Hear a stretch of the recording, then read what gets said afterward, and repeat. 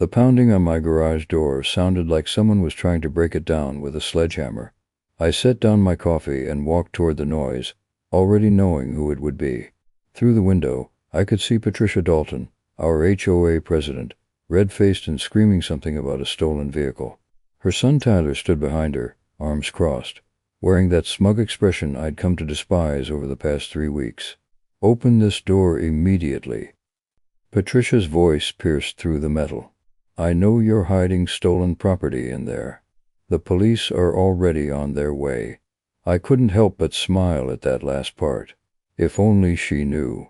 I grabbed my badge from the counter, clipped it to my belt, and opened the front door instead of the garage.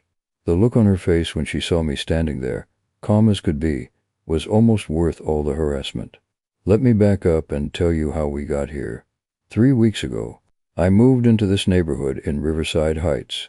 I'd just been promoted to chief of police for the city, and after 20 years of apartment living, I finally bought my first house. Nothing fancy, just a modest 3-bedroom with a 2-car garage perfect for my pride and joy.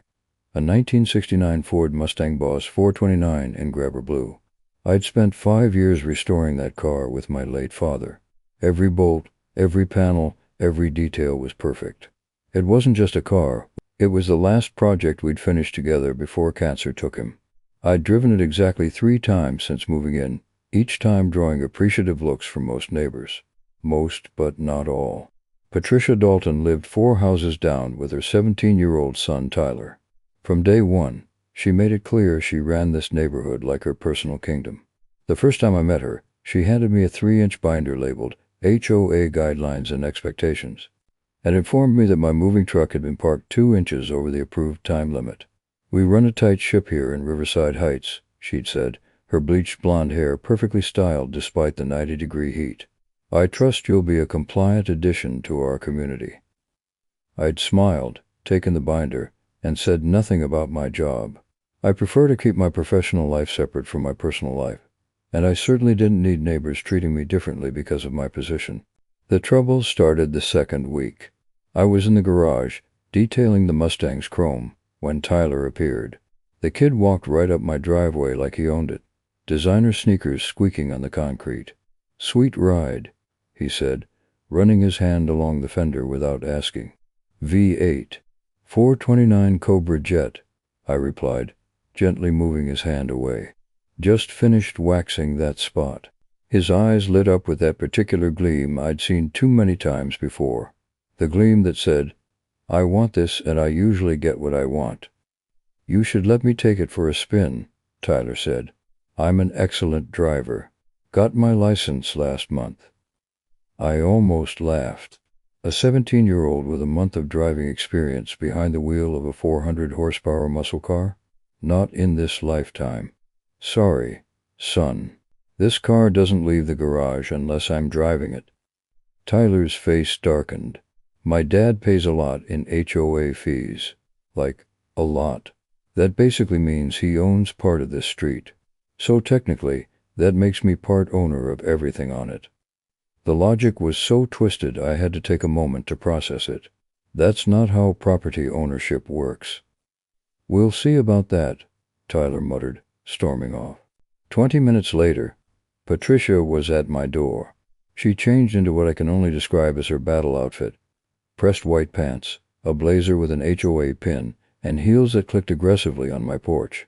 "Mr. Morrison," she began, not bothering with pleasantries.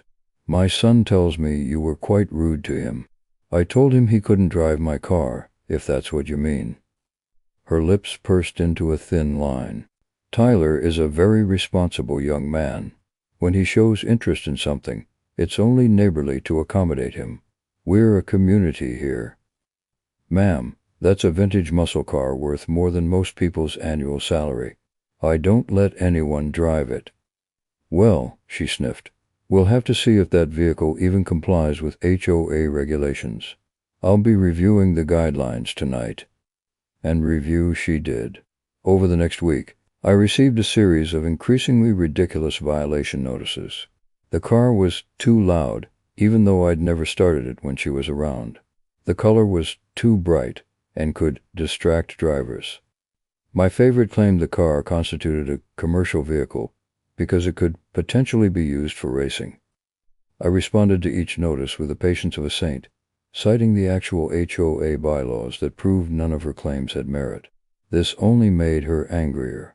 The situation escalated when Tyler returned the following Saturday, this time with 2 friends. I was mowing the lawn when they approached. "Hey, Mr. Morrison," Tyler called out, his tone artificially friendly. "Me and my boys were wondering if you'd reconsider about the car. Maybe just a quick ride around the block." The answer's still no, Tyler. One of his friends, a bulky kid in a football jersey, stepped forward. "Come on, man. Don't be such a hard ass. What's it gonna hurt?" "Hey now," I said, my voice carrying the authority of 2 decades in law enforcement. "You boys need to head on home. This conversation's over." They left, but not before Tyler shot me a look that promised this wasn't over. Sure enough, an hour later, Patricia was back, this time with her husband Richard in tow. Richard looked like he'd rather be anywhere else, but he stood behind his wife as she launched into a tirade. "You threatened my son and his friends," she shrieked. "Richard is a lawyer, you know. We could sue you for emotional distress." Richard winced slightly at that, but said nothing. I'd looked him up. He was a tax attorney who probably hadn't seen the inside of a courtroom in years. "Ma'am, I asked them to leave my property. That's well within my rights. We'll see what the HOA board has to say about this." Patricia spun on her heel and marched off, Richard trailing behind with an apologetic shrug. The next HOA meeting was apparently quite the show. I didn't attend, but my next-door neighbor, Janet, filled me in. Patricia had spent 40 minutes discussing the dangerous element that had moved into the neighborhood, complete with a PowerPoint presentation about the dangers of street racing culture. "She actually used the word hooligan," Janet laughed. "Said your car was attracting the wrong element. I pointed out that the only people bothering you were her and Tyler, but she didn't appreciate that." The harassment continued. I'd find notes on my windshield. My garbage cans would mysteriously tip over on trash day. Someone even called the city to report my grass was half an inch too long. Then came the day everything exploded. It was a Saturday morning, and I was enjoying coffee in my kitchen when I heard voices in my driveway. Through the window, I could see Tyler with his friends again, this time taking selfies with my car through the garage window. I stepped outside. "Tyler, you need to leave. Now." "It's just pictures, bro," he said. "For Instagram. My followers love sick rides. Get off my property. I won't ask again." Tyler's face flushed red. "You know what? Screw you. That car should be mine anyway. You're too old to appreciate it. You probably can't even drive it properly." "Tyler," I said, my voice dropping to what my officers call my chief voice. "Leave now, or I'll call the police." He laughed. "My mom already did. She said you stole this car. Said she looked up the registration and it doesn't match your name." I sighed. Patricia had apparently discovered the car was still registered under my father's name. I'd been meaning to transfer it, but hadn't gotten around to the paperwork yet. "Yeah," Taylor continued, emboldened. "She said the cops are going to impound it, and then maybe someone who deserves it can buy it at auction." That's when we heard the sirens. 3 patrol cars came screaming down our quiet street, lights blazing. Patricia emerged from her house, phone in hand, looking triumphant. "Officers," she called out as the first car stopped. "He's right there. The thief is right there." I recognized the officers immediately. Martinez and Davidson from the day shift, followed by Thompson and the rookie, Patel. The look on Martinez's face when he saw me standing there was priceless. "Chief Morrison," Martinez said, his voice a mix of confusion and concern. "Morning, Martinez," I replied casually. "Beautiful day, isn't it?" Patricia's mouth fell open. "Chief? What do you mean, Chief?" Davidson stepped forward, trying to keep his face professional. "Ma'am, this is Chief Morrison. He's our boss. The chief of police for the entire city."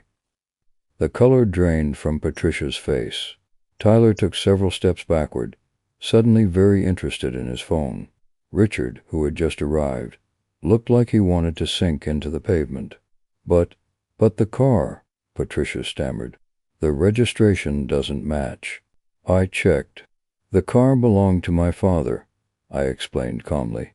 He passed away 6 months ago. I inherited it, but haven't transferred the title yet. Would you like to see the will and death certificate? I didn't. Patricia was literally shaking now. Martinez, I said, I'd like you to take a full report. This woman called 911 to make a false report about a stolen vehicle. She's also been harassing me for 3 weeks because I wouldn't let her son drive my personal vehicle. Yes, sir, Martinez said, pulling out his notepad. Wait, Patricia cried. I didn't know. It was a mistake. You called 911 and reported a stolen vehicle, I said evenly. You stated you had checked the registration. That's not a mistake. That's a deliberate false report. Thompson had activated his body camera and was now facing Tyler. Young man, were you involved in this? Tyler, trying to act tough in front of his friends, made the mistake of opening his mouth. Yeah, so what? He's been a dick since he moved in. Thinks he's better than us. Tyler, shut up. Richard finally spoke, but it was too late. My mom runs this neighborhood. Tyler continued, his voice getting louder. She could buy and sell you. When my dad hears about this, you'll be sorry. We'll sue the whole police department. Patel, the rookie, looked at me with wide eyes. I nodded for him to continue recording. Within an hour, the street was filled with neighbors watching the spectacle. Patricia was cited for filing a false police report and misuse of emergency services. Tyler was warned about trespassing and harassment. The entire incident was captured on multiple body cameras. This is ridiculous. Patricia shrieked as Martinez handed her the citation.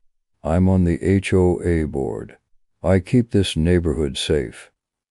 Ma'am, I said quietly, you weapon-mailed the police because your son wanted my car. You wasted city resources and could have diverted officers from real emergencies. That's not keeping anyone safe. Richard finally found his voice. Patricia, we need to go. Now. He looked at me with genuine fear in his eyes. Chief Morrison, I'm deeply sorry. This won't happen again. As they walked away, I heard Patricia hissing at her husband about calling the lawyer, about suing for embarrassment, about how I'd regret this. Tyler sulked behind them, his bravado completely deflated. Janet appeared at my elbow as the patrol cars pulled away. Well, that was quite the show. Just wanted a quiet Saturday, I said. Oh, you're not done yet, Janet grinned.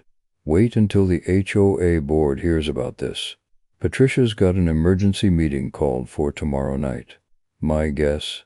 She won't be president much longer. She was right.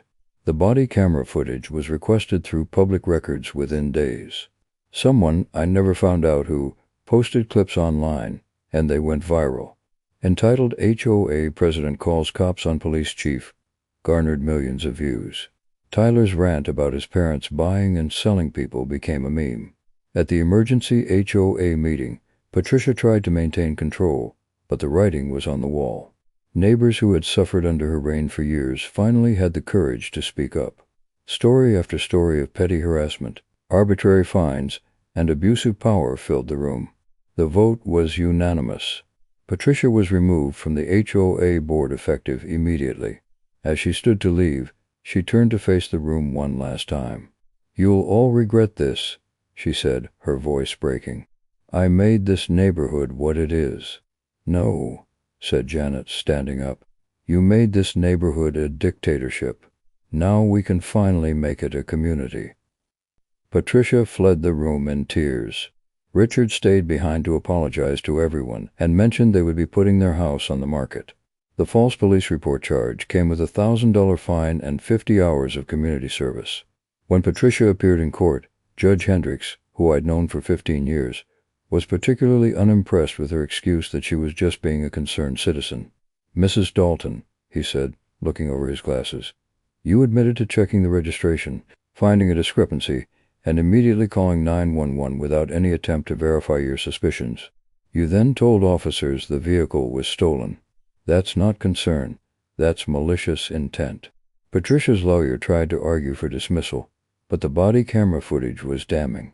When the judge announced the fine and community service, she gasped audibly, $1,000 for one phone call.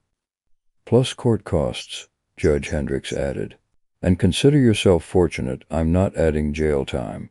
Wasting police resources is a serious offense. As she left the courtroom, Patricia's face was a mask of shock and humiliation. The woman who had ruled Riverside Heights with an iron fist had been brought down by her own entitlement and her son's greed.